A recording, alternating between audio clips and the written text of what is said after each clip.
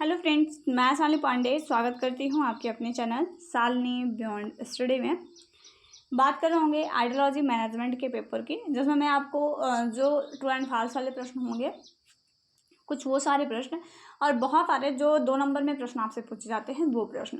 तो इस तरह से कुछ यही 20 से 25 प्रश्न मैं आपके साथ करने वाली हूँ। लेकिन ये पूरा सिलेबस का एक बार आपको कवरेज मिल जाएगा कि हाँ, पूरे सिलेबस में कौन कौन से पॉइंट आपके इंपॉर्टेंट है, कौन कौन सा पॉइंट आपको पढ़ना है। तो पूरा एक रिवीजन सेशन भी समझ लीजिए ये हो जाएगा, बट बहुत शॉर्ट में रिवीजन होगा। बाकी के रिवीजन के लिए आप पुराने वीडियोस पढ़े हुए हैं, उसका पूरे 5 यूनिट के मैं आपको लिंक प्रोवाइड करवा दूंगी, आप उस लिंक के माध्यम से पढ़ लीजिएगा। पहला क्वेश्चन है आपका, जहाँ पे आपसे पूछा जा रहा है कि ध्वनि निर्वात में संचरण कर सकती है। मतलब जो ये साउंड होता है, अगर कोई माध्यम ना हो, मतलब अगर निर्वात का मतलब है कि जहाँ पर कोई माध्यम ना हो, क्या ऐसे माध्यम में भी वो मतलब संचरण कर सकता है? तो ये पूर्णतः गलत है, क्योंकि ध्वनि के संचरण के लिए किसी ना किसी माध्यम की जरूरत होती है। जैसे ठोस हो, द्रव हो, गैस है, कोई ना कोई ऐसा मीडियम होना चाहिए जो तभी जाकर के ध्वनि जो है वो आगे बढ़ेगी। वैक्यूम में जो है वो किसी भी प्रकार की ध्वनि का संचरण नहीं हो सकता है। ठीक है, अगर आपसे पूछा जाए कि ध्वनि का संचरण किसमें सबसे ज़्यादा होता है, तो वो ठोस में होता है। इसका आप एग्जाम्पल बहुत अच्छा ले सकते हैं। जैसे अगर आप किसी हार्ड प्लेस पे मारेंगे, जैसे मान लीजिए कि आपके पास एक बर्तन है, उस बर्तन पर अगर आप अपने हाथ मारेंगे तो आपको एक तेज ध्वनि सुनाई देगी। अगर आप एक पानी का टप रखा है, उस पर हाथ मारिए तो ध्वनि तो वहाँ से भी निकलेगी, वहाँ से भी निकलेगी, लेकिन बहुत उतना ज़्यादा उसमें जो है लाउडनेस नहीं रहेगी। साथ ही साथ अगर हम बात करते हैं, अब बहुत ज़्यादा हवा चल रही हो और उस टाइम बोलिए, तो देखिए वहाँ पर भी कुछ ना कुछ आवाज़ तो निकलेगी आपके मुंह से, लेकिन वो बहुत दूर तक गमन नहीं कर पाएगी, अब उसकी तीव्रता बहुत कम रहती है।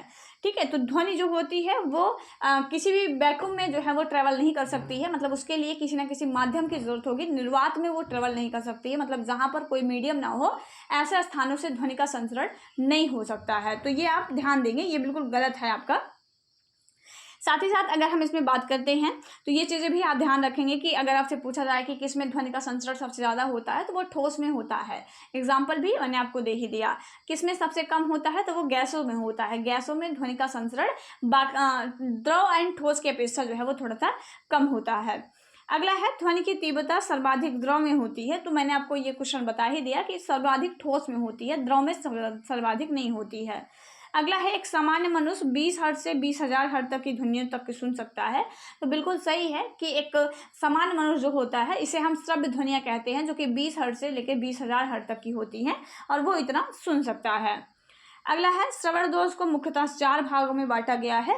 तो ये आप बताएंगे, ये बिल्कुल गलत है। मैं आपको इसका मतलब आंसर बता दे रही हूँ कि ये बिल्कुल गलत लिखा गया है कि श्रवण दोष को मुख्यतः 4 भागों में बांटा गया है, बट वो मतलब 5 भागों में इसको बांटा गया है। मैं आपको आंसर बता दे रही हूँ कि इसको 5 भागों में बांटा गया है, मुख्यतः 5 भाग हैं। आप मुझे कमेंट करके बताएंगे कि वो 5 भाग कौन कौन से हैं। ठीक है, आप लोगों ने पढ़ा भी होगा इन सब चीज़ों को, मैं आपको थोड़ा सा रिवीजन करवा दे रही हूँ, तो फिर आप मुझे उसको कमेंट करके ज़रूर बताइएगा। जैसे आप लोगों ने पढ़ा होगा एज ऑन सेट, ठीक है, आप लोगों ने पढ़ा होगा एज ऑन डेसिबल, तो इन सब चीज़ों के आधार पर बांटा गया है। आप मुझे बाकी के जो बचे हुए 3 हैं उनके कमेंट करके बताएंगे। अगला है आपका, एबीटी का पूरा नाम क्या होता है? तो जैसे आप एबीटी कहते हैं, मतलब ऑडिटरी बर्बर थेरेपी कहते हैं। ठीक है, ये पूरा लिखा नहीं गया है यहाँ पर।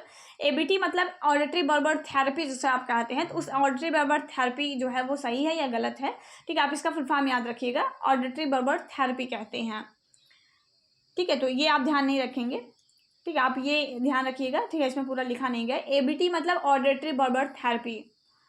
अगला है आपका, अस्थिचालकता श्रवण दोष में कान का मध्य तथा आंतरिक भाग जो है वो क्षतिग्रस्त होता है। आपको बताना है कि कान मतलब जो आप लोगों ने पढ़ा होगा ना कि जो श्रवण दोष होता है उसको कई सारे भागों में बांटते हैं, तो उसी में एक भाग होता है क्षतिग्रस्त स्थान के आधार पर। तो उसमें आपने पढ़ा होगा कि बोन कंडेंसेशन, हेयरिंग लॉस, ठीक है, आपने sensory hearing loss, mix hearing loss, इस तरह के हेयरिंग लॉस के बारे में पढ़ा होगा। तो वही आपसे पूछ रहा है कि जो अस्थिचालकता श्रवण दोष होता है, मतलब जो बोन कंडेंसेशन हेयरिंग लॉस होता है, तो वो जो होता है क्या कान के मिडिल पार्ट एंड कान के इनर पार्ट को जो है वो डैमेज करता है? तो ये बिल्कुल गलत लिखा है। क्यों? क्योंकि जो अस्थि चालकता होती है, आप जानते हैं कि अस्थियां जो है वो हमारे मध्य कान में पाई जाती हैं। तो जो आपका ये अस्थि चालकता श्रवण दोष होता है, इसमें आपका बाह्य भाग और इसमें जो मतलब मध्य भाग होता है, बाह्य और मध्य भाग जो होता है वो प्रभावित होता है आपकी अस्थिचालकता श्रवण दोष में। ठीक है, तो इन चीज़ों को ध्यान रखेंगे। अस्थिचालकता श्रवण दोष में कान का बाह्य और कान का मध्य भाग डैमेज होता है, कान के आंतरिक पार्ट बिल्कुल सही होते हैं। ठीक है, आप लोगों को AC और BC का कॉन्सेप्ट भी पढ़ाया गया होगा। ठीक है, अगर आप लोग पढ़े हैं तो मुझे बताएंगे AC और BC क्या होता है, इनका फुल फॉर्म क्या होता है। अगला है आपका भाषा पूर्व श्रवण दोष से तात्पर्य है कि किसी बच्चे में भाषा विकसित होने के पश्चात होने वाला श्रवण दोष। ठीक है, आपसे पूछा जा रहा है कि जो भाषा पूर्व श्रवण दोष होता है, क्या उसका मतलब होता है कि किसी बच्चे में भाषा विकसित होने के बाद होने वाला श्रवण दोष को भाषा पूर्व श्रवण दोष कहते हैं? तो बिल्कुल गलत है, क्योंकि भाषा पूर्व लिखा है ना, तो मतलब भाषा के पहले, पूर्व का मतलब क्या है? पहले। तो भाषा पूर्व श्रवण दोष का मतलब है कि बच्चे की लैंग्वेज के डेवलपमेंट के पहले होने वाला श्रवण दोष, जैसे आप प्रीलिंगुअल हियरिंग लॉस कहते हैं, तो उसे हम हिंदी में भाषा पूर्व श्रवण दोष कहते हैं। ठीक है, तो ये जो लिखा गया है ना, ये भी एक प्रकार का श्रवण दोष ही है, लेकिन ये भाषा पूर्व नहीं है, ये भाषा पश्चात है। ठीक है, ये जो लिखा है ये भाषा पश्चात है, भाषा पश्चात श्रवण दोष, जिसे आप पोस्ट लिंगुअल हियरिंग लॉस कहते हैं। तो ये पोस्ट लिंगुअल हियरिंग लॉस की डिफिनेशन लिखी गई है कि किसी बच्चे में जब उसकी भाषा बिल्कुल विकसित हो जाए, जैसे कोई बच्चा 17 साल, 15 साल, 20 साल का है और उससे उस उम्र में जो है उसकी भाषा जो है वो, मतलब भाषा तो अब सीख चुका होगा वो, लेकिन ऐसा हो जाता है कि कभी कभार कान में कोई संक्रमण हो जाए या फिर बहुत तेज ध्वनि आ जाए, कान का पर्दा फट जाए, तो वो हियरिंग लॉस उसमें हो सकता है। तो ये जो हियरिंग लॉस होता है उसे भाषा पश्चात श्रवण दोष कहते हैं। कोई छोटा बच्चा जैसे 2 महीने, 4 महीने, 6 महीने का है, कोई ऐसी अचानक से दुर्घटना हो जाए, क्योंकि 2-4 महीने की तो बच्चे की भाषा डेवलप होती नहीं है, और ऐसी कंडीशन में अगर किसी को हियरिंग लॉस हो जाता है तो उसे हम भाषा पूर्व श्रवण दोष कहते हैं। तो दोनों याद रखेंगे, बहुत इंपॉर्टेंट है, शॉर्ट में भी पूछा जा सकता है आपसे। अगला है, क्या 41 से 55 डेसिबल तक जो श्रवण हानि होता है उसे हम अल्पतम श्रवण मतलब अल्पतम हियरिंग लॉस में लिखते हैं? आप लोगों ने पढ़ा होगा कि WHO के अनुसार 0 से 25 होता है, ठीक है, 26 से 40 होता है, 41 से 55 होता है, ठीक है, 55 से आप लोगों ने 56 से 70 होता है, तो आप लोगों ने पढ़ा होगा ये जनरल होता है। ठीक है, ये क्या होता है? ये माइल्ड होता है, और ये क्या है? ये मॉडरेट लेवल का होता है। तो वही आपसे पूछा है कि मॉडरेट लेवल में जो है वो क्या 41 से 55 में आता है आपका, ये सभी याद रखेंगे आप। ठीक है, आपके लिए ये सारे इंपॉर्टेंट है, 0 से 25 डेसिबल हो, 26 से 40 dB हो, 41 से 55 dB हो, 56 से 70 dB हो, तो सब कुछ आपको याद रखना है, कोई भी पूछा जा सकता है। मैंने 1 लिख दिया है, इसका मतलब है कि आपको WHO के अनुसार जो सारे हियरिंग लॉस के डेसिबल के अकॉर्डिंग उन्होंने बांट रखा है, माइल्ड, मॉडरेट, सीवियर, प्रोफाउंड में, तो वो सारे ही आपको याद रखने हैं। ठीक है, तो अब आपको इसका जवाब मिल गया होगा कि ये बिल्कुल सही लिखा गया है। अगला है, कोकलिया जो है वो कान का अंता भाग होता है। तो आप भी जानते हैं कोकलिया कान के जो अंता भाग होता है, सबसे इनर पार्ट जो होता है उसी में कोकलिया पाया जाता है, और कोकलिया एक सुनने वाला संवेदी अंग होता है, जो कि बहुत इंपॉर्टेंट होता है बच्चे की हियरिंग को मेंटेन रखने में, हमारी हियरिंग को मेंटेन रखने में बहुत इंपॉर्टेंट भूमिका होती है कोकलिया की। तो ये भी बिल्कुल सही हो जाएगा। अगला है आपका टेप्सर टोब, क्या ये संपूर्ण श्रवण प्रक्रिया को निरूपित कर देता है? ठीक है, आपसे पूछा जा रहा है क्या ये जो वर्ड है टेप्सर टोब, या क्या ये संपूर्ण श्रवण प्रक्रिया को निरूपित कर देता है? तो ये बिल्कुल सही लिखा गया है, मैंने इसके फुल फॉर्म भी लिख दिए हैं ताकि आप इन चीज़ों को 3-4 बार पढ़िएगा। तो आपको जो श्रवण प्रक्रिया है ना, जैसे वो आपसे पूछता है कि श्रवण प्रक्रिया की क्रियाविधि को समझाइए, जैसे लॉन्ग में भी आपसे पूछ लेता है कि श्रवण दोष क्या है, या श्रवण किसे कहते हैं, उसके बाद श्रवण की कान के भागों के बारे में बताइए, या फिर वो आपसे पूछ ले कि कान के मतलब सुनने की जो प्रक्रियाएं हैं उसको डिफाइन करिए। तो वहाँ पर ये आपको बहुत हेल्प करेगा, आपको ना चीज़ों को ऐसे रटने की ज़रूरत नहीं पड़ेगी, आप इनके फुल फॉर्म याद रखिएगा। टेप्सर टोब पूरा लिखा है, तो इसमें एक एक वर्ड के अपने अपने अलग अलग फुल फॉर्म है, तो उन्हें आप ध्यान रखिएगा।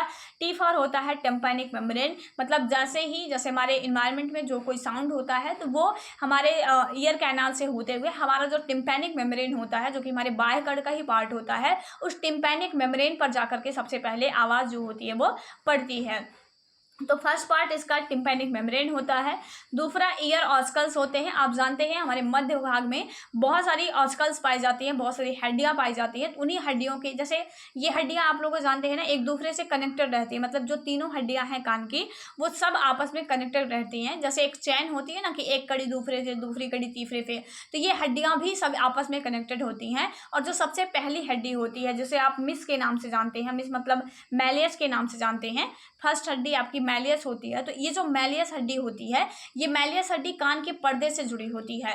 तो जैसे ही कान के पर्दे पर कोई साउंड पड़ता है तो वो कान के पर्दा आपका वाइब्रेशन करने लगता है, ठीक है। कान का पर्दे में क्या होता है, वाइब्रेशन होने लगता है, और वही वाइब्रेशन इन हड्डियों के माध्यम से आगे जो है वो संचरित होता है। तो जैसे ईयर ऑक्सल्स पर पड़ती है, तीनों हड्डियों के माध्यम से ये आगे बढ़ता है। फेनेस्ट्रा ओबेलिस जो आपका होता है वहां पर जाकर के ये टकराता है। फिर स्कैला वेस्टिबुलाई जो आपका होता है, जो अगर हम बात करते हैं स्कैला वेस्टिबुलाई की, तो हमारे अब अंतः भाग में ये साउंड पहुंच चुका होता है। उसी में रीनस मेम्ब्रेन्स होती हैं, रीनस मेम्ब्रेन्स के माध्यम से आगे बढ़ता है। टेक्टोरियल मेम्ब्रेन्स होती हैं, बहुत सारी मेम्ब्रेन्स होती हैं जो आगे लगी होती हैं, जो कि उस आवाज़ को जो है वो मतलब उस आवाज़ को जो है उसको बढ़ा करके हमारे मस्तिष्क तक भेजने का काम करती हैं। उसके बाद ऑर्गन ऑफ कॉर्टी होता है, जो कि कोकलिया का ही एक पार्ट होता है ऑर्गन ऑफ कॉर्टी, तो वहाँ पर जाती हैं। फिर ये चीज़ें ऑडिटरी नर्व्स में जाती हैं, ठीक है। हमारे जो ऑडिटरी नर्व्स होती हैं उन नर्व्स के माध्यम से सीधे हमारे ब्रेन को ट्रांसफ़र कर दी जाती हैं, और तब हम किसी भी साउंड को सुन पाते हैं। तो बहुत सिंपल में आप समझना चाहें तो जब हम कोई साउंड हमारे ईयर्स पे पढ़ते हैं, जैसे हमारा जो आप जानते हैं जो पिन्ना होता है, कान का जो बाहरी भाग होता है, तो ये पिन्ना एक एंटीना की तरफ काम करता है कि जैसे ही कोई साउंड आता है बाहर से, कोई भी ध्वनि हमारे कान मतलब हमारे इस जो आपका एंटीना होता है, मतलब जो आपका पिन्ना होता है, इस पर पड़ती हैं, तो वो सीधे ईयर कैनाल से होते हुए हमारे टिम्पैनिक मेम्ब्रेन पर जाते हैं। टिम्पैनिक मेम्ब्रेन से ये जो हड्डियाँ लगी होती हैं, इन हड्डियों के थ्रू ये हमारे अंतः भाग में जाती है, और अंतः भाग में बहुत सारे पार्टिकल्स होते हैं, मतलब बहुत सारे पार्ट्स होते हैं जो कि इसे आगे ले जाने का काम करते हैं, जिसमें ऑर्गन ऑफ कॉर्टी एक मुख्य पार्ट होता है जो इसे आगे बढ़ाने का काम करता है। उसके बाद ऑडिटरी नर्व्स उसके आगे लगी होती हैं, तो ऑडिटरी नर्व्स क्या करती हैं, हमारे ब्रेन को पहुंचाने का काम करती हैं। इस तरह से हमारा जो ये हियरिंग का पूरा प्रोसेस होता है ये आपका चलता है। तो ये सारे पॉइंट आप ध्यान रखेंगे और याद रखेंगे हड्डियों के तीनों नाम, जिसे आप मैलियस, इनकस, स्टपीज कहते हैं, ठीक है। आप जानते हैं जो स्टपीज होती है, मतलब जो हमारे मध्य भाग में पाई जाने वाली 3 हड्डियां हैं, उनके नाम है मैलियस, इनकस, स्टपीज, जिसे हम बहुत शॉर्ट फॉर्म में मिस के नाम से याद करते हैं। मिस मतलब यम मतलब मैलियस, आई मतलब इनकस, यस मतलब स्टपीज। और जानते हैं पूरे शरीर की सबसे छोटी हड्डी जो कि आपकी स्टपीज होती है वो हमारे कान में ही पाई जाती है। कान के कौन से भाग में पाई जाती है, तो कान के मध्य भाग में पाई जाती है, और मध्य भाग की सबसे मतलब जो तीसरी नंबर की हड्डी है जिसे हम स्टपीज कहते हैं, वही हमारे पूरे शरीर की सबसे छोटी हड्डी होती है। तो इन सारे पॉइंट को भी आपको साथ ही साथ ध्यान रखना है। आगे हम बात करते हैं तो श्रवण कोड के वर्गीकरण को पढ़ते हैं, ठीक है। जो मतलब आपको श्रवण कोड का वर्गीकरण पढ़ना है, ठीक है। ये थोड़ा ठीक कर लेंगे आप लोग। ये श्रवण दोष का वर्गीकरण है, ठीक है। श्रवण कोड का नहीं, श्रवण दोष का वर्गीकरण है ये, ठीक है। तो ये चीज़ें थोड़ा देख लीजिएगा आप, ठीक है। तो ये आपका श्रवण दोष का वर्गीकरण है, जिसे 5 आधारों पर बांटा गया है। पहला उम्र के आधार पर, क्षतिग्रस्त स्थान के आधार पर, प्रकृति के आधार पर, श्रवण कोड के आधार पर, और कारण के आधार पर। कारण के आधार जैसे एक्सोजोनस ये सारे प्रकार होते हैं, तो वो सारे प्रकार आपको पढ़ने हैं। तो बहुत ध्यान से आप श्रवण दोष के इन 5 प्रकारों को पढ़ेंगे, बहुत इंपॉर्टेंट है और बहुत बार पूछा भी जाता है। और श्रवण कोड के आधार पर मैं आपको सजेस्ट करूंगी कि आप कोई भी, देखिए बहुत लोगों ने वर्गीकरण किया है, लेकिन हमें उन सबसे कोई लेना देना नहीं है। हमारे एग्जाम में जो हमसे पूछा जाता है वो WHO के अनुसार जो वर्गीकरण है वही ऑथेंटिक भी है, और वही आपका एग्जाम में भी आपको माना जाता है। तो आप WHO के अनुसार ही 1980 जो WHO के अनुसार दिया गया है, उन्हीं के अनुसार आप जो है वो वर्गीकरण इसमें पढ़िएगा, ज़्यादा इधर उधर पढ़ने का प्रयास ना करें। अब उसके बाद अगर हम बात करते हैं तो यही जो आपका WHO के अनुसार श्रवण कोड का वर्गीकरण दिया है आप उसे ही पढ़ेंगे। 0 से 25 जो कि जनरल होता है, 26 से 40 जो कि माइल्ड होता है, मॉडरेट होता है आपका 41 से 55, सीवियर होता है आपका जो आपका 56 से 70 होता है, 71 से 90 प्रोफाउंड होता है, 91 मतलब 90 से पार जाता है तो उसे प्रोफाउंड डेफ कहते हैं। तो आपको इंपॉर्टेंट ये 4 तो बिल्कुल याद रखने हैं, आपके लिए बहुत इंपॉर्टेंट है, 1 नंबर तो आपको दिला कर जाएगा। तो इस 4 को आप बहुत अच्छे से जो है वो ध्यान रखेंगे।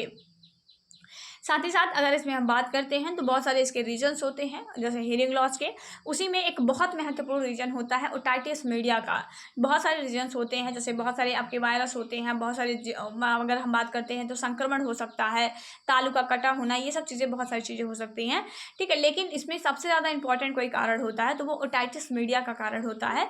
ये बस ऐसी कुछ परिस्थितियाँ होती हैं या कुछ ऐसी बीमारियाँ होती हैं जिनकी वजह से क्या होता है, पिन्ना जो होता है, कान का ये जो बाहरी भाग होता है आपका, ये बहुत ज़्यादा लाल हो जाता है, इसमें बहुत दर्द, मतलब कान में बहुत ज़्यादा दर्द होने लगता है, बुखार हो जाता है, कान का पर्दा जो है बिल्कुल लाल हो जाता है। तो ये जो चीज़ें होती हैं, अगर इस तरह की संक्रमण हो जाते हैं किसी प्रकार के, तो उसे हम ओटाइटिस मीडिया कहते हैं। और ये ओटाइटिस मीडिया जब प्रारंभ में होता है, जैसे बहुत इसका स्तर बहुत कम होता है, बहुत थोड़े मात्रा में किसी को प्रभावित करता है, तो उसे हम प्रारंभिक ओटाइटिस मीडिया। जब बहुत ज़्यादा प्रभावित करने लगे कि कान बार बार बहना स्टार्ट हो जाए, बहुत ज़्यादा कान लाल हो जाए, तो उसे हम दीर्घ ओटाइटिस मीडिया के नाम से भी जानते हैं। तो ये इंपॉर्टेंट पॉइंट हैं जिन्हें आप ध्यान रखिएगा। अगला आपसे पूछा जा सकता है टॉर्सस से क्या तात्पर्य है, आपसे फुल फॉर्म भी पूछा जा सकता है, तो ध्यान रखिएगा आप इन चीज़ों को। पहला आपका टी फॉर होता है टॉक्सोप्लाज्मोसिस, आर फॉर होता है रूबेला। ये सभी श्रवण दोष के कुछ मुख्य रीजन हैं। ये सब क्या हैं? ये सब श्रवण दोष के कुछ मुख्य कारण होते हैं।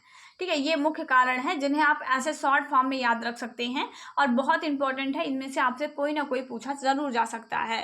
तो जैसे आपका टी फॉर होता है टॉक्सोप्लाज्मोसिस, आर फॉर होता है रूबेला, सी फॉर होता है सीटोमेगालो वायरस, एस फॉर होता है हर्पिस, एस फॉर होता है सिफाइलिस, ए फॉर होता है एड्स, ओ फॉर होता है ओटाइटिस मीडिया। तो ये सारे कुछ रीजन्स होते हैं जिनकी वजह से ये कुल मुख्य रीजन है।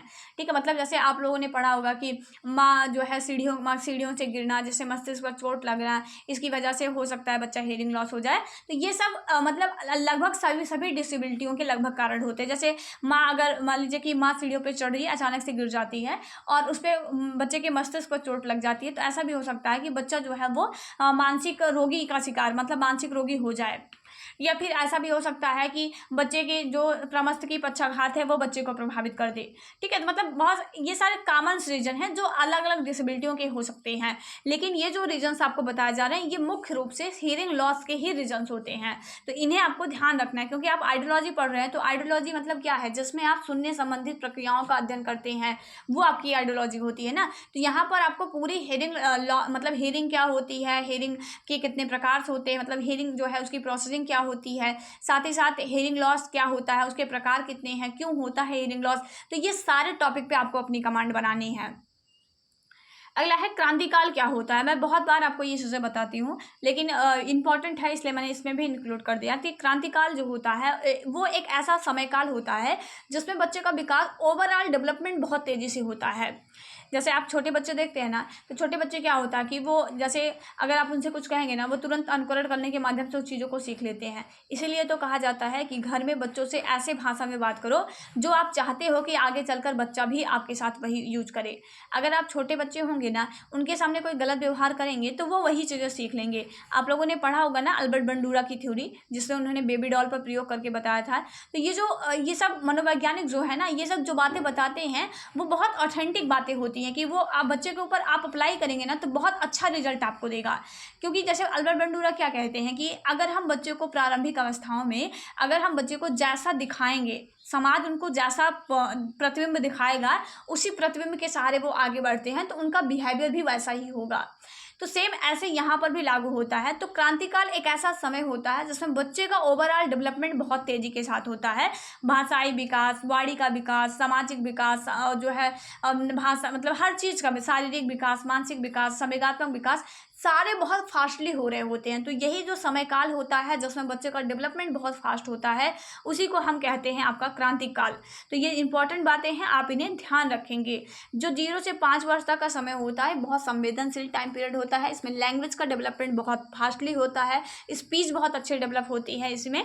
तो ये जो संवेदनशील समय होता है इसी को हम क्रांतिकाल की संज्ञा दे देते हैं। वैसे अगर क्रांतिकाल की डिफिनेशन पूछी जाए तो आप ऐसे कह सकते हैं कि क्रांतिकाल जीवन का एक बहुत महत्वपूर्ण हिस्सा होता है जिसमें बच्चे का ओवरऑल डेवलपमेंट, मतलब संपूर्ण उसका जो व्यक्तित्व विकास है वो बहुत फास्ट होता है। ठीक है, जितना भाषा विकास, जैसे आप लोगों ने नोम चॉम्स्की का भी नाम सुना होगा, अगर नहीं सुना है तो अभी सुन लीजिए और अच्छे से नोम चॉम्स्की के बारे में एक बार सर्च करके यूट्यूब पर पढ़ लीजिएगा। नोम चॉम्स्की जो कि एक भाषाविद थे, जो कि ये मानते थे कि बच्चा जब जन्म लेता है तो उसके अंदर एक डिवाइस होता है जिसे हम LAD कहते हैं। LAD मतलब लैंग्वेज एक्विजिशन डिवाइस, वो बल्ब वाला LED मत समझिएगा, LAD है। ये क्या है? LAD। LAD का मतलब होता है लैंग्वेज एक्विजिशन डिवाइस। तो ये नॉम चॉम्स्की कहते हैं कि जब बच्चा जन्म लेता है तो उसके पास ये डिवाइस होता है, और ये डिवाइस प्रारंभिक अवस्थाओं में बहुत तेज़ी के साथ काम कर रहा होता है। मतलब जो जीवन का शुरुआती समय होता है वहाँ पर बहुत तेज़ी से विकसित होता है, बहुत तेज़ी से वर्क करता है, लेकिन जैसे जैसे उम्र बढ़ती है ये डिवाइस कमज़ोर होती चली जाती है। मतलब जब बच्चे को आप प्रारंभिक अवस्थाओं में रहेगा ना, तो उसको अगर भाषा आप सिखाएंगे तो वो बहुत तेज़ी के साथ सीखेगा। बजाय आप किसी 15-16 साल के बच्चे को भाषा सिखाइए और किसी 5-6 साल को बच्चे को भाषा सिखाइए, तो दोनों में कंपेयर करेंगे ना, तो 5-6 साल का बच्चा बहुत फास्टली लैंग्वेज को सीख रहा होगा।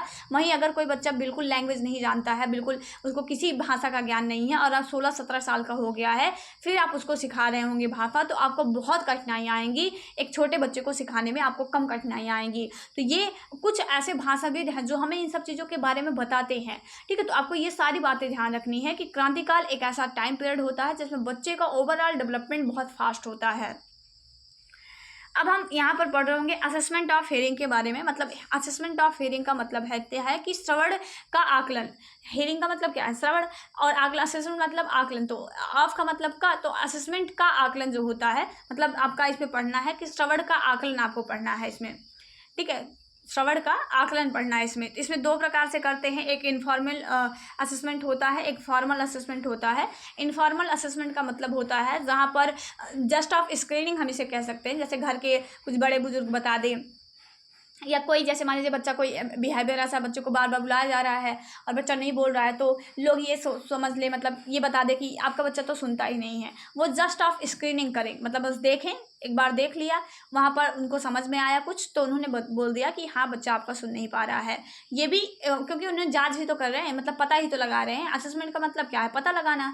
तो वो पता ही तो लगा दिए कि हाँ आपका बच्चा नहीं सुन पा रहा है, तो वो जो असेसमेंट होगा वो इनफॉर्मल होगा, without any tools, without any professional. कोई भी असेसमेंट कर सकता है। उसके बाद होता है फॉर्मल असेसमेंट। फॉर्मल असेसमेंट का मतलब होता है असेसमेंट का एक ऐसा तरीका जो कि टूल्स के माध्यम से किया जाए, जो प्रशिक्षित लोग हैं ऐसे लोगों के माध्यम से किया जाए, तो वो असेसमेंट कहलाता है फॉर्मल असेसमेंट। इसमें बहुत सारे असेसमेंट आते हैं, जैसे आपका एक होता है सब्जेक्टिव, एक होता है ऑब्जेक्टिव। सब्जेक्टिव का मतलब होता है जहाँ की बालक की उपस्थिति, सक्रियता जो बालक की है वो बहुत इंपॉर्टेंट हो जाती है, कि जैसे जब बच्चे का असेसमेंट होगा तो बालक बिल्कुल सक्रियता के साथ उसका जवाब दे रहा होगा, ठीक है। जैसे अगर आप पढ़े होंगे ट्यूनिंग फोर्क टेस्ट, वहाँ पर क्या होता है, बालक की मस्टॉइड बोन पर जो है वो एक इस तरह का ट्यूनिंग फोर्क होता है, ठीक है, इस तरह का होता है वो, और जो है उसे बच्चे के पीछे, कान के पीछे मस्टॉइड बोन पर उसको हिट किया जाता है, और उसी जो मतलब बच्चे को वहाँ पर हिट किया जाता है, और फिर बच्चे को सुनने की प्रक्रियाओं की जांच की जाती है, तो बच्चा बिल्कुल सक्रिय होता है। पीटीए होता है, तो पीटीए में भी जैसे आप प्योर टोन आइडोमेट्री कहते हैं, तो वहाँ पर भी बच्चे में सक्रियता देखी जाती है। तो ये सब आपके सब्जेक्टिव असेसमेंट होते हैं। तो आप ये जो आपको डिफरेंसेस दिए जा रहे हैं, आप इन चीज़ों को बहुत ध्यान से पढ़ेंगे। जस्ट एक मिनट। अगर हम इसमें बात करते हैं, तो ये जो आपको ये बताया जा रहा है कि कौन कौन से सब्जेक्टिव के हैं, कौन कौन से ऑब्जेक्टिव के हैं, तो ये चीज़ें आप बहुत अच्छे से कवर कर रहे होंगे, ठीक है। तो इन चीज़ों को बहुत अच्छे से देखिएगा, और इनमें क्या डिफरेंसेस होते हैं सब्जेक्टिव में, ऑब्जेक्टिव में, आपसे पूछा जा सकता है। व्यक्तिनिष्ठ जो है वो स्वर प्रशिक्षण क्या होता है, या वस्तुनिष्ठ स्वर प्रशिक्षण क्या होता है, तो वहाँ पर आप बता पाएंगे। व्यक्तिनिष्ठ होता है मतलब जब आपके व्यक्ति जो है वो बिल्कुल निष्क्रिय हो, मतलब सक्रिय होकर के आपके साथ काम करे, तो वो आपका होता है व्यक्तिनिष्ठ। वस्तुनिष्ठ होता है जहाँ पर बच्चे की सक्रियता इंपॉर्टेंट ना हो रही हो, बच्चे को जैसे ऐसा होता नहीं है कि बच्चे की बिल्कुल सुन करके फिर जो है वो उसका असेसमेंट कर रहे हों, ठीक है, या वीओस करके बच्चे का असेसमेंट कर रहे हों कि सुनने की प्रक्रिया कैसी है कैसी नहीं है, तो वो आपका ये सब चीज़ें होती हैं, ऑब्जेक्टिव में होता है। उसमें बिहेवियर ऑब्जर्वेशन जो ऑडियोमेट्री होता है वो सब्जेक्टिव में होता है, बच्चे के बिहेवियर को ऑब्जर्व करके फिर उसका असेसमेंट किया जाता है। स्पीच ऑडियोमेट्री भी एक प्रकार का सब्जेक्टिव होता है, कि बच्चे के ईयर पे मतलब हेडफोन्स लगा देंगे, और जो अब ट्रेनर रहेगा, मतलब जो असेसमेंट ले रहा है वो भी अपने हेडफोन्स लगा लेगा, और वहाँ एक माइक रहता है, माइक पे वो बोलता है, तो बच्चा वहाँ पर सुनता है, और अगर वो सुनता है तो कोई ना कोई साइन जो है वो करता है, उंगली को उठा देगा, या कोई बटन रहती है उसको वहाँ पे प्रेस कर देगा, तो वो पता लगता है कि हाँ ये सुन रहा है। तो बच्चे की सक्रियता वहाँ पर भी इंपॉर्टेंट होती है। तो ये सब स्पीच ऑडियोमेट्री ये सब आपके सब्जेक्टिव में आते हैं। वस्तुनिष्ठ होता है जैसे इम्पिडेंस ऑडियोमेट्री होता है, ब्रेन इवोकेट रिस्पॉन्स ऑडियोमेट्री होता है, जिसे आप बेरा कहते हैं। ओई होता है, ऑटो अकॉस्टिक इमिशन टेस्ट होता है। तो ये सब चीज़ें हैं जो कि ऑब्जेक्टिव में आती हैं, तो इन्हें आप ध्यान रखेंगे। अगला है श्रवण यंत्र क्या होता है। आप जानते हैं श्रवण यंत्र एक ऐसी मशीन होती है जो कि हमारे सुनने की क्षमताओं को बढ़ाने का काम करती है। कोई कम डेसिबल पर सुन रहा है तो श्रवण यंत्र क्या करेगा कि उसे मतलब जितने डेसिबल पर वो सुन पा रहा है उस डेसिबल के हिसाब से आवाज़ को थोड़ा इंक्रीज करके सुनने में मदद देता है।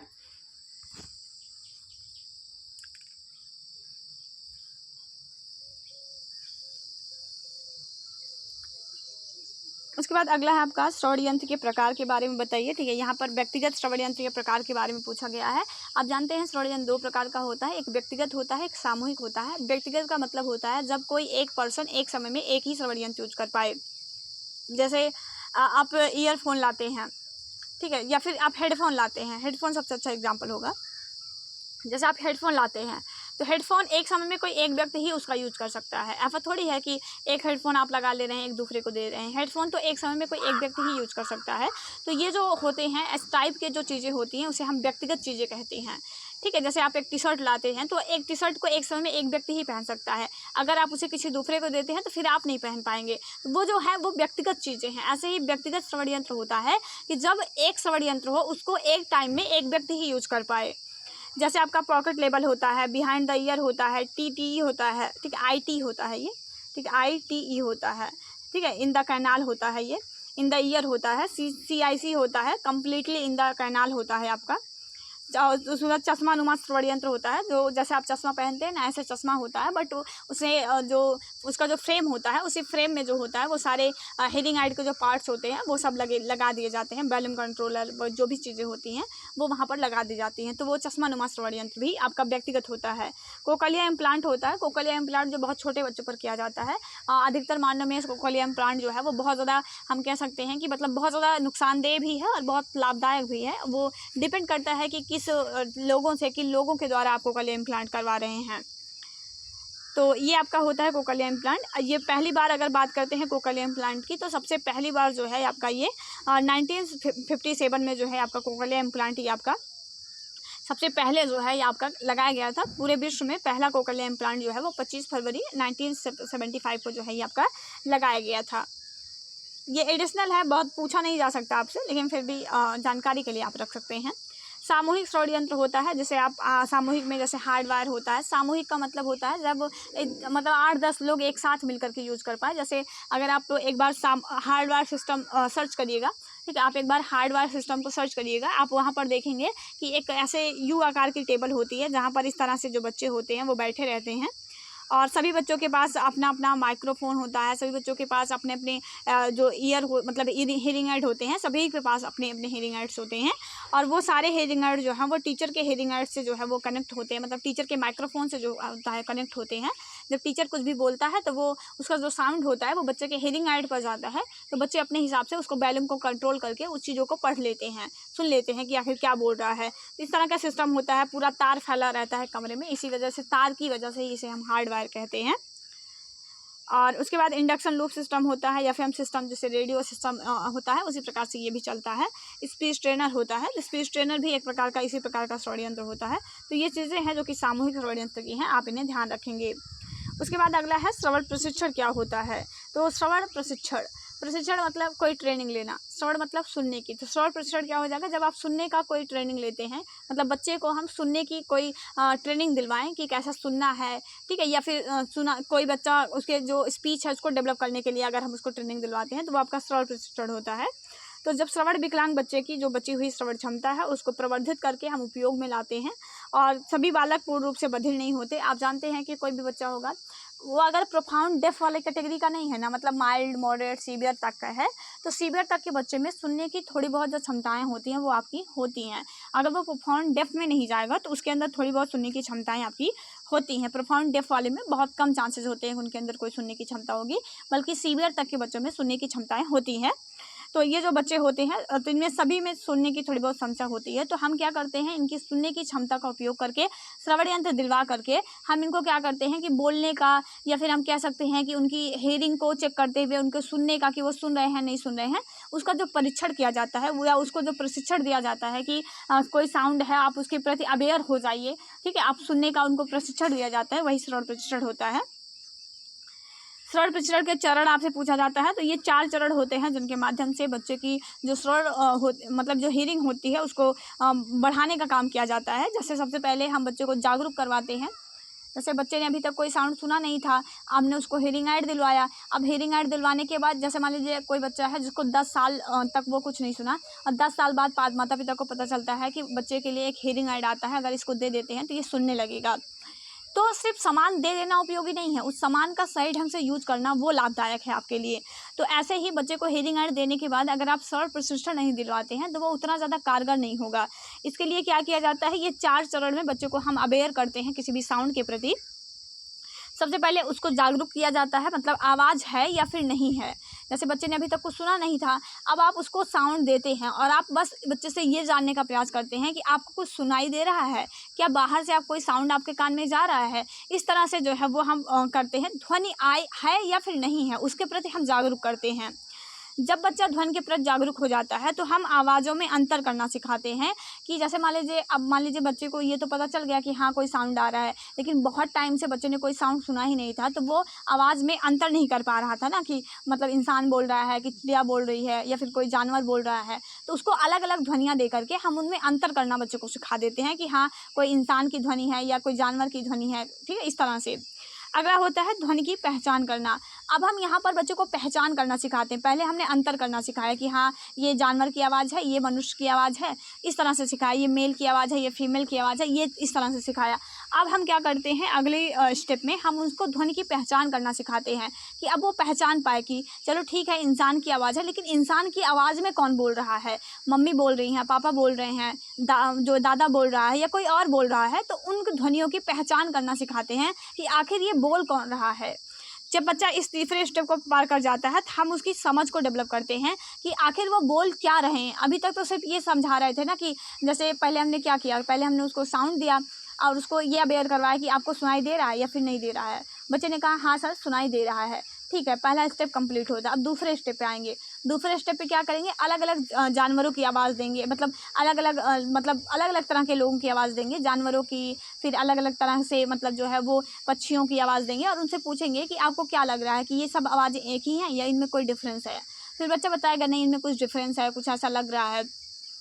उसके बाद हम उसको पहचान करना सिखाएंगे, घर के मेंबर्स की आवाज़ को पहचानना, कि कैसे आप पहचान पाओगे कौन सी आवाज़ मेल की है, कौन सी फीमेल की है, कौन से आपके घर के मेंबर की है, कौन से बाहरी मेंबर की है। तो वो सब चीज़ें पहचान करना सिखा देते हैं।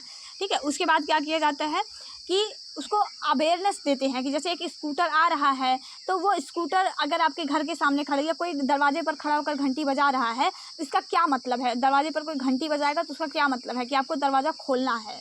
इस तरह से हम उसको अगले स्टेप में हम उसको जो भी वो पहचाना है उनको अर्थ निकालना सिखाते हैं कि बाहर अगर स्कूटर की आवाज़ आ रही है तो समझ जाओ कि वो पापा आ गए होंगे घर पे। ठीक है, या कोई अगर कुछ कह रहा है तो उसका क्या मीनिंग हो सकता है, वो सब चीज़ें हम चौथे स्टेप में बच्चे को सिखाते हैं। अगला अगर हम बात करते हैं तो ध्वनि के भौतिक गुण के अंतर्गत कौन कौन से तत्व आते हैं। बस इससे बहुत ज़्यादा क्वेश्चन नहीं बनता है, बट मैं आपसे कहूँगी कि आप एक बार ज़रूर उसके भौतिक तथा रासायनिक गुण को पढ़ लीजिएगा। इसमें आवृत्ति, तीव्रता, वेग, तरंग दैर्ध्य और आयाम, ये सब चीज़ें होती हैं वो ध्वनि के भौतिक गुण के अंतर्गत आते हैं। अगला है कड़ साँचा क्या होता है। तो कड़ साँचा एक प्लास्टिक और सिलिकॉन का बना हुआ एक होता है। जैसे आप लोग ईयर लगाते मतलब ईयरफोन पहनते हैं तो आप देखते होंगे ईयरफोन के सबसे आगे का जो टिप होता है जिसे आप कान के अंदर डालते हैं वही आपका कड़ साँचा होता है। ठीक है, तो ये आपका प्लास्टिक का और या सिलिकॉन का बना हुआ रहता है। कड़ साँचा व्यक्ति या बालक के कान का अलग से माप लेकर बनाया जाता है। जैसे कोई हियरिंग एड बनाया जाता है, जनता ये जो बनाया जाता है वो जब आप पॉकेट लेवल हियरिंग एड लेते हैं तो उसी पॉकेट लेवल हियरिंग एड के लिए कड़ साँचा बनाया जाता है। या फिर आप CIC लेते हैं तो CIC के लिए, IT लेते हैं तो IT के लिए। तो वो आपका जो ये कोंचा होता है ना, मतलब कोंचा का आगे का जो ये ईयर कैनाल होता है, तो ईयर कैनाल के ये कोंचा जैसा आपका है, जिस प्रकार का कोंचा होता है, मतलब कान के ये कोंचा जिस जो भाग है आपका, उसी कोंचा के साइज़ को लेकर के फिर आपके हिसाब से वो चीज़ें डेवलप की जाती हैं। और बहुत बार ऐसा होता है कि जो कंपनी होती है वो अपने आधार पर जो है वो चीज़ों को बनाकर भी दे सकती है। यह यंत्र जो है वो कड़ साँचा श्रवण यंत्र के रिसीवर से जोड़ने का काम करता है।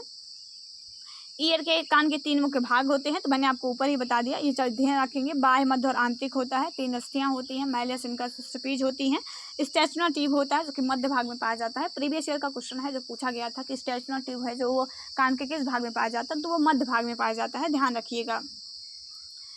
अगला क्वेश्चन है, कान का पर्दा जो है वो बाह्य तथा मध्य भाग को जोड़ने का काम करता है। ट्रू एंड फॉल्स में आपको बताना है।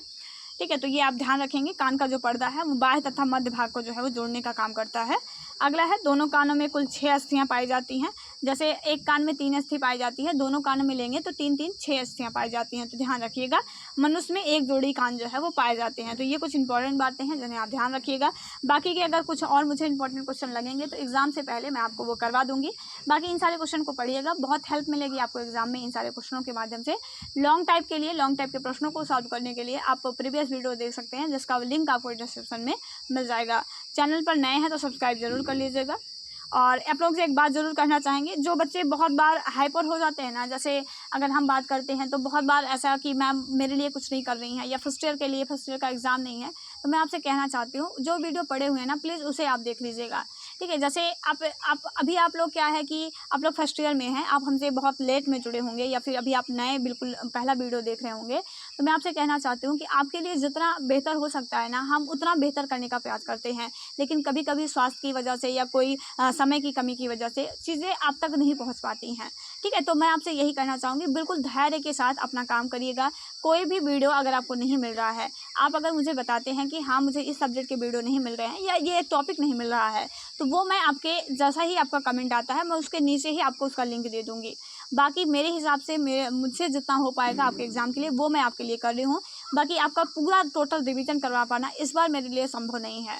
ठीक है, तो इसीलिए मैं माफ़ी चाहती हूँ, मैं पूरा रिवीजन नहीं करवा सकती हूँ, बट आपको ऐसे एमसीक्यू टाइप क्वेश्चन दे करके आपकी हेल्प मैं ज़रूर कर सकती हूँ। तो जितना मुझसे हो पाएगा वो मैं आपसे करूँगी। आप धैर्य के साथ अपना काम करिए, आप जो चाहते हैं वो आप पा सकते हैं, बट धैर्य के साथ अपना काम करिए। जो टॉपिक नहीं समझ में आ रहा है, बहुत सारे यूट्यूब चैनल हैं, आप उनको फॉलो कर सकते हैं। साथ ही साथ वीडियो जो है वो आपका, अगर बात करते हैं तो आपको नोट्स पड़े हुए हैं, वहाँ से कवर कर सकते हैं।